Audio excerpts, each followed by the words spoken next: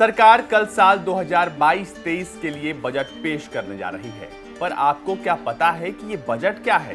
क्या आप बता पाएंगे? देखिए, हर नागरिक के लिए ये बेहद जरूरी है कि वो जाने कि आखिर बजट क्या है।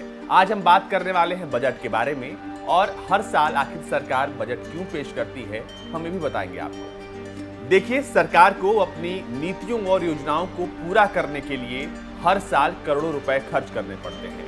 ये हमारे आपकी जरूरतों के लिए होता है, हमारे आपके लिए जो सरकार सुविधाएं देती हैं उसके लिए भी होता है। जैसे हम अपनी जरूरतों के लिए पैसे कमाते हैं, तब जाकर हम उसे खर्च करते हैं और इसी आमदनी और खर्च का ब्यौरा हर साल सरकार संसद में देती है कि हम इन चीजों पर खर्चा करेंगे और यहाँ से हमें इतने इतने पैसे आएंगे।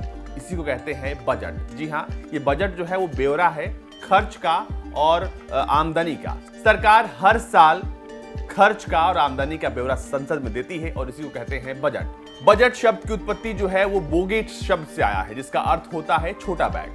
आम बजट एक वित्त वर्ष 1 अप्रैल से 31 मार्च की अवधि के दौरान सरकार की प्राप्तियां और व्यय के अनुमानों का विवरण होता है, यानी कि उसकी आमदनी और खर्च का पूरा लेखा जोखा होता है। बजट के मुख्यतः दो भाग होते हैं, आय और व्यय, यानी कि आमदनी और खर्च। सरकार की समस्त प्राप्तियों यानी और राजस्व को आय कहा जाता है, साथ ही साथ सरकार के सभी खर्चों को व्यय कहते हैं। भारतीय संविधान के अनुच्छेद 112 में बजट का उल्लेख है, जहां बजट शब्द का प्रयोग न करके इसे वार्षिक वित्तीय विवरण कहा गया है, यानी कि पूरे साल का वार्षिक वित्तीय लेखा जोखा। अब आइए जानते हैं कि आखिर सरकार को पैसा मिलता कहां से है। सरकार राजस्व का 85% हम लोगों से उठाए टैक्स से आता है। दो तरह के यहाँ टैक्स होते हैं, एक होता है डायरेक्ट टैक्स। डायरेक्ट टैक्स में आता है इनकम टैक्स जो हम सभी भरते हैं, इसके बाद आता है कॉर्पोरेट टैक्स जो कि सरकार कंपनियों से लेती है, इसके बाद आता है इनडायरेक्ट टैक्स जिसमें आता है GST, custom duty, excise duty. ये तमाम जो चीजें हैं, आपको बता दें कि ये एक अमीर व्यक्ति हो या फिर किसी भी समाज का सबसे निचले स्तर का व्यक्ति, वो इस तरह का जो है इनडायरेक्ट टैक्स जो है वो सरकार को देता ही है। इसका उदाहरण आप ऐसे ले सकते हैं कि अगर आप एक बिस्किट भी खरीद रहे हैं तो उस पर भी जो सरकार का जो टैक्स है वो उस बिस्किट पर लगा हुआ है, तो ऐसे में आप सरकार को इनडायरेक्ट तरीके से जो है वो टैक्स दे रहे हैं। सरकार को एक और तरह से टैक्स मिलता है, वो है नॉन टैक्स रेवेन्यू। सरकार ने जो लोन दिया है उस पर सरकार को ब्याज मिलता है। सरकारी कंपनियों से मिल रहा डिविडेंड या मुनाफा कह लें, इसके बाद टेलीकॉम कंपनियों से मिल रहा फीस हो या सड़कों पर लगा टोल हो, इन तमाम चीजों से जो पैसा आता है वो भी एक राजस्व का जरिया है जो कि इनडायरेक्ट और डायरेक्ट टैक्स में नहीं आता है। आपको बता दें कि सरकार जब बजट पेश करती है तो बताती है कि कहां से कितना कितना पैसा आएगा और कहां कितना कितना पैसा खर्च होगा, यानी कि टोटल एक्सपेंडिचर कितना होगा साल में, सरकार ये भी बताती है। यहीं से देश के रक्षा मंत्रालय को भी पैसे मिलते हैं और उसे कहते हैं हम रक्षा बजट। पिछले साल 4,78,195.62 करोड़ रुपए जो थे वो रक्षा बजट में के लिए मिले थे। तो ये जानते हैं कि आखिर डिफेंस बजट में यानी रक्षा बजट में कहां पैसे खर्च होते हैं।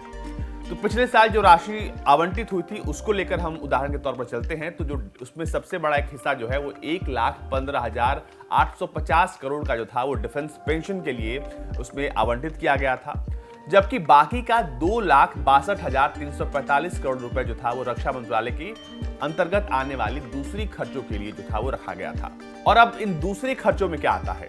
दूसरे खर्चों में आता है कैपिटल बजट। कैपिटल बजट वो है जिससे सरकार जो है अपने लिए हथियार, साजो सामान, इसके अलावा आपको बता दें कि कैपिटल बजट के लिए सरकार 1,35,060.72 करोड़ के आसपास का जो पैसा था वो कैपिटल बजट के लिए रखा हुआ था और इस बजट से सेना के लिए जरूरी हथियार खरीदे जाते हैं, आधुनिकीकरण होता है, इंफ्रास्ट्रक्चर डेवलपमेंट के लिए इनका जो है वो इस्तेमाल होता है, जो पिछले साल से 18% ज्यादा है। लेकिन आपको बता दें कि ये जो कैपिटल बजट है वो पिछले 15 सालों में सबसे ज्यादा है। अब इस कैपिटल बजट का अगर पिछले साल को हम उदाहरण के तौर पर ले रहे हैं तो बता दें आपको कि सबसे बड़ा जो हिस्सा था पिछले साल का वो एयरफोर्स के लिए रखा गया था, उसके बाद इसका एक बड़ा हिस्सा नेवी के लिए रखा गया था और उसके बाद थल सेना को जो बचे हुए पैसे थे वो मिलने थे।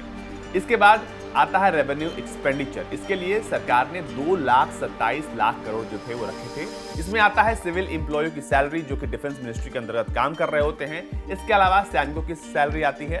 इसके अलावा एक और पक्ष है, वो है non salary revenue. Non salary revenue के लिए भी सरकार ने एक बहुत बड़ी रकम जो है वो आवंटित करती है हर साल। इसके अलावा सरकार डीआरडीओ, बीआरओ और इसरो के लिए भी पैसे जो है वो आवंटित करती है, जो कि यहाँ से पैसे दिए जाते हैं। अगर पूरे हम बजट को देखें, जो कि दूसरे खर्च की बात हो रही थी, जिसमें 3,62,345 करोड़ की बात थी, उसमें से कैपिटल जो था वो था 1,35,060.72 करोड़, जिससे कि साजो सामान और हथियार खरीदे जाने थे। बाकी रेवेन्यू एक्सपेंडिचर जो था वो था 2,27,284.9 करोड़ रुपए। इसके बाद जिस नॉन सैलरी रेवेन्यू की बात हमने की थी, उसमें 54,624 करोड़ रुपए जो थे वो आवंटित किए गए थे, जिसमें कि डीआरडीओ, इसरो जैसी जो चीजें थी वो उनके लिए ये पैसे रखे गए थे। अब हम आपको बताते हैं कि आखिर ये बजट जो है वो देश के रक्षा को कैसे प्रभावित करता है। आपको बता दें कि मौजूदा वक्त में आपने देखा है कि चीन से और पाकिस्तान से किस तरह का गतिरोध रहा है, और उसी गतिरोध को देखते हुए सेना जो है वो लगातार अपने आप को मजबूत करने की कोशिश कर रही है। और ऐसे में ये जो बजट है वो आगे तय करेगा कि जो सेना है वो कितनी मजबूत होगी, क्योंकि जो बजट में पैसा मिलेगा उसी से सेना के लिए सामान, हथियार और तमाम चीजें जो है वो की जाएंगी। अभी रक्षा खर्च जीडीपी का करीब 2% हिस्सा है, जबकि जानकार समझते हैं कि ये 3% के करीब होना चाहिए। 21वीं सदी में रक्षा क्षेत्र की जरूरतें भी आधुनिक हो गई हैं। भारतीय थल सेना, वायुसेना और नौसेना सभी की अपनी जरूरतें हैं। तीनों सेनाओं की मशीनरी बड़े स्तर पर पुरानी पड़ चुकी है। सेना की ज्यादातर बंदूकें, तोपें अब 90 के दशक वाली हैं। नौसेना की पनडुब्बियां भी पुरानी हो चुकी हैं, तो वायुसेना के MiG-21 भी काफी पुराने हो चुके हैं। इन सभी बदलाव के लिए अच्छे खासे बजट की आवश्यकता है। ऐसे में आइए जानते हैं कि 2015 से लेकर 2021 तक कितना पैसा रक्षा बजट के लिए आवंटित हुआ था। साल 2015 में 2,47,000 करोड़, साल 2016 में 3,41,000 करोड़, साल 2017 में 3,60,000 करोड़, साल 2018 में 4,04,000 करोड़, साल 2019 में 4,31,000 करोड़, साल 2020 में 4,71,000 करोड़, साल 2021 में 4,78,000 करोड़।